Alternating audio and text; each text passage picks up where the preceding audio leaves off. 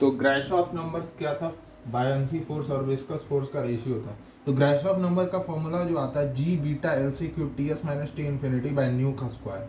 अब ये बीटा क्या है, आइसोबैरिक एक्सपेंसिविटी कहते हैं इसको। आइडियल गैस के लिए ये जो बीटा का वैल्यू आता है 1/t के बराबर आता है। 1/t यहाँ पे टी क्या, फिल्म टेम्परेचर, ठीक है। अब रैली नंबर हमको यहाँ रेनॉल्ड नंबर जैसे काम करता है वैसे ही रैली नंबर भी काम करता है। जैसे वहाँ रेनॉल्ड नंबर से हम लोग बता देते कि लैमिनार फ्लो है कि टर्बुलेंट फ्लो।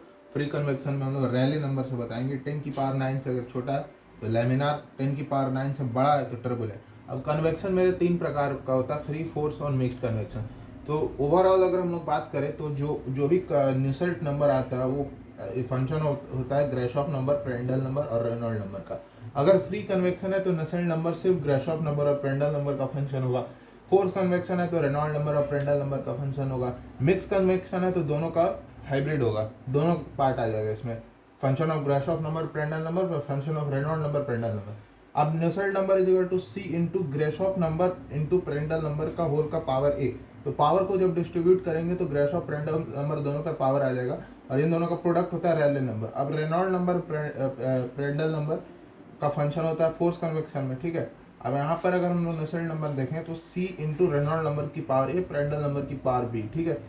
तो ये इस तरह से काम चलता है, ठीक है। अब फिर फर्दर ये अलग अलग पार्ट में डिवाइडेड है। लैमिनार हो तो ए का वैल्यू कुछ और आता है, टर्बुलेंट हो तो कुछ और आता है। अब Grashof number by Reynold number का होल स्क्वायर, अगर ये वैल्यू 1 से बहुत कम है तो ग्राशॉफ नंबर बहुत कम होगा, रेनॉल्ड नंबर बहुत ज़्यादा होगा।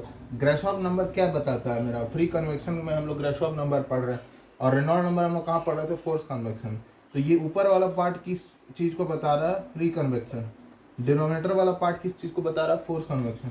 अगर ये पार्ट डोमिनेट कर रहा है तो मतलब फोर्स कन्वेक्शन हो रहा है, ठीक है। अगर ऊपर वाला पार्ट डोमिनेट कर रहा है तो फ्री कन्वेक्शन हो रहा है। अगर दोनों बराबर है तो दोनों हो रहा है, मिक्स कन्वेक्शन।